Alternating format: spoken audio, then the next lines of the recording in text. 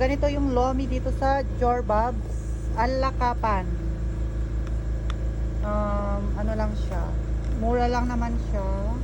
Dito lang mismo sa highway. Ganito yung itsura ng resto nila. Napakaganda. Maraming mga halaman. Jorbab. At tikman natin kung masarap siya, di ba? Perfect. Iba naman sa kanila, oh. Yung iba kasi is parang may pa yellow ganyan. Sa kanila ito, meron siyang sahog na kikiam, tapos merong karahay, tapos meron din siyang itlog. Unang subo.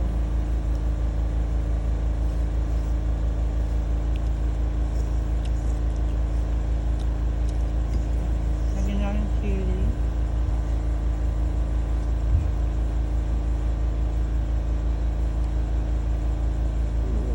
Lomi ba di kang kananta yung kandi ko? Magapit? Gusto nila.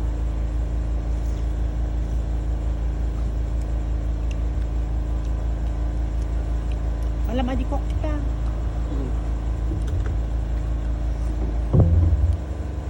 Okay naman siya.